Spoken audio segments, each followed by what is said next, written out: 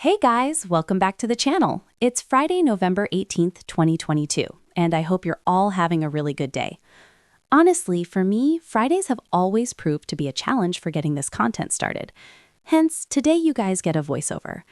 I know many of you guys want to see me, which is totally understandable, but sometimes this is just necessary, especially when I have a lot to share with you guys, which I do today. The subject of today is all about Kody Brown and what's really happening with all of these goings-on with Coyote Pass neighbors. Will they ever build? What do they really think? Is anything happening, or is it stuck in limbo? Well, this is where it gets interesting, because a very interesting thing happened. I got a call from a neighbor. Yeah, that's right, a very special kind of neighbor, the kind that actually lives in Coyote Pass with Kody Brown. But before I go into all this, can you do me a quick favor? Give this video a thumbs up. If you haven't yet subscribed, go ahead and hit the subscribe button. Make sure notifications are turned on so you can be alerted when new content is put up or when I go live. And don't forget to leave a comment below. I want to hear your thoughts. Therefore, 2 days ago, I got an email from a neighbor of Kody Brown. This individual owns property in Coyote Pass. Moreover, in contrast to a lot of people's assumptions, not all of these lands in this area are owned by the Browns. Of course, other people do own properties in this area, and a few of them do reside in this area, or make use of their lands. However, this place is pretty distant from all major cities, and this isn't an area where most people end up staying forever.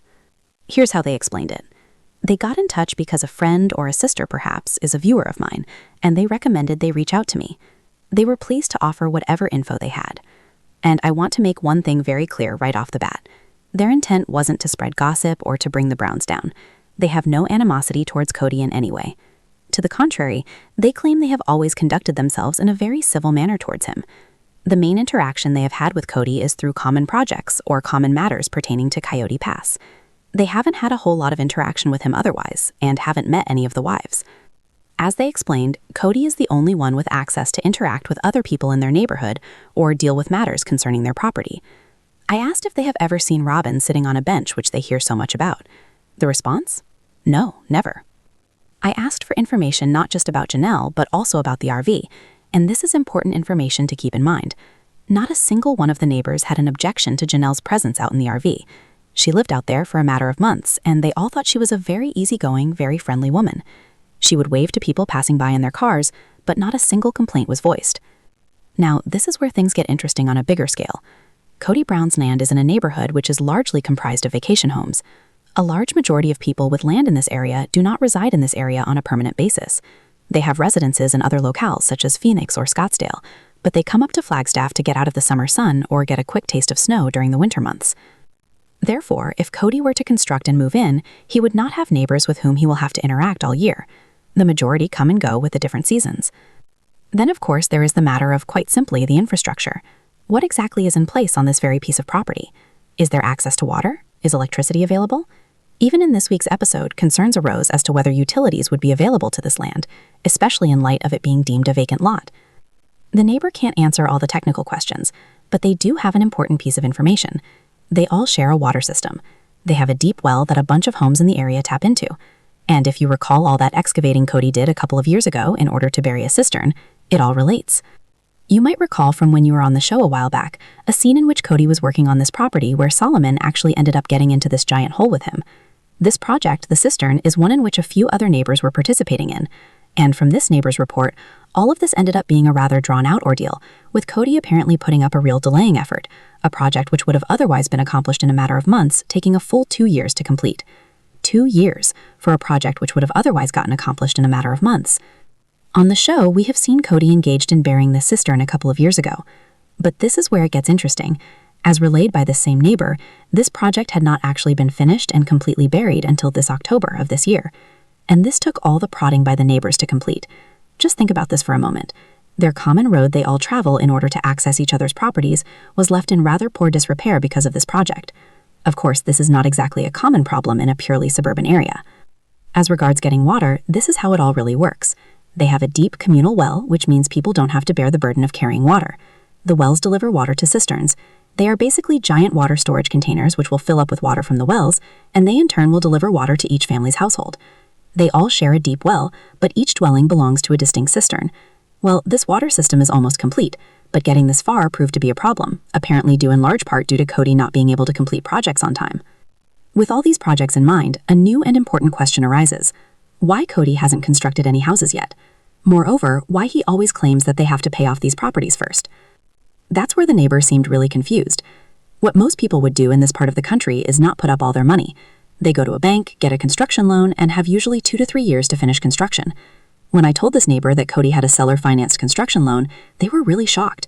That's not how most people do it in this part of the country. I added another explanation. Kody wants to re-subdivide the property into 5 separate lots. Well, this raised more eyebrows.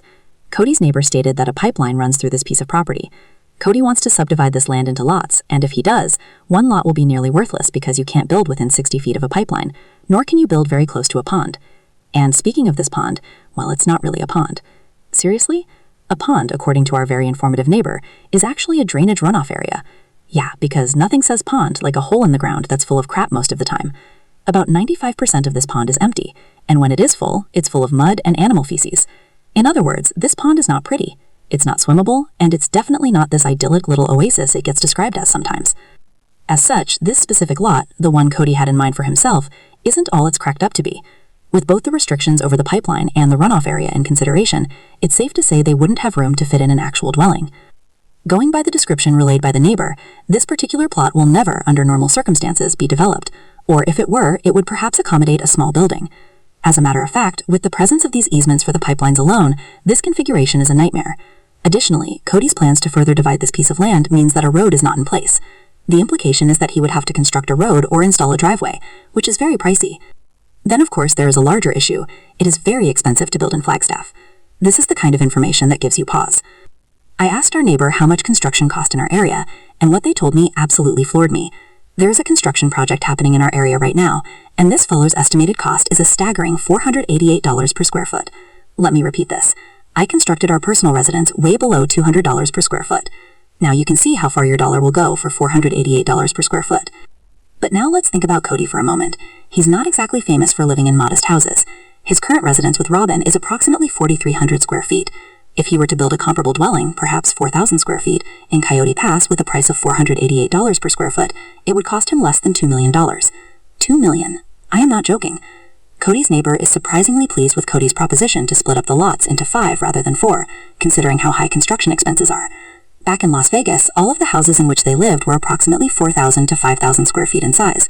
Were they to build a house of such proportions in this place, they will have to shell out $2 million for each one of them.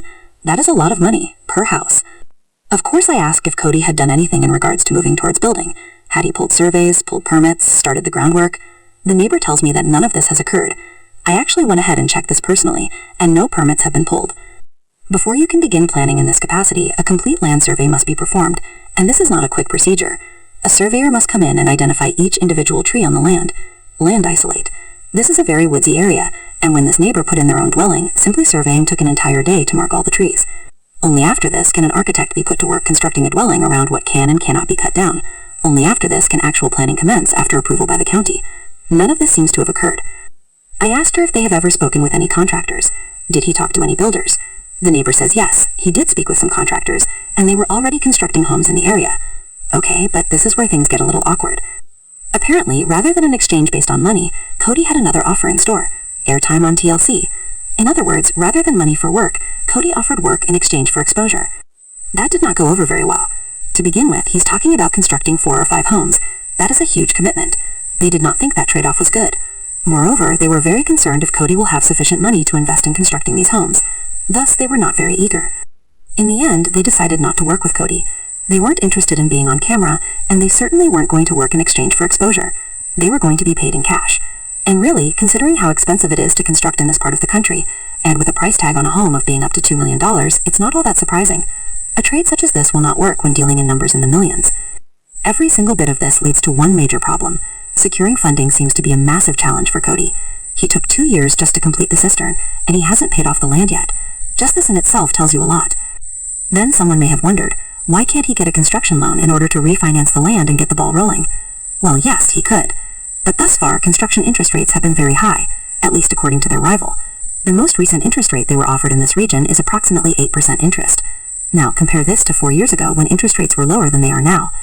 To make matters worse, real estate in Flagstaff has escalated in price. Ever since the Browns relocated to Flagstaff approximately 5 years ago, land in the area will now cost up to 100% of its original price. Hence, with such an inflated cost, construction expenses have skyrocketed.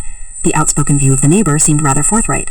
Kody will most likely construct a new dwelling in Flagstaff, since he effectively priced himself out.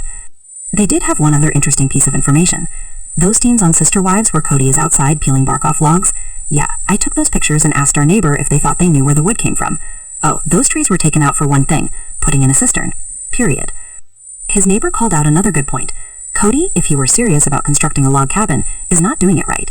Log cabins in this area require professional removal of the trees used for them. Then they have to be dried, peeled, and treated before being used in construction by a company. A log cabin can never be made by peeling them in this manner, which Kody is doing. I also asked if he took down other trees in addition to those used for making a cistern. His response was no. Therefore, these are the same logs which keep being used in making it appear as if progress has been made in the show, yet in reality, nothing much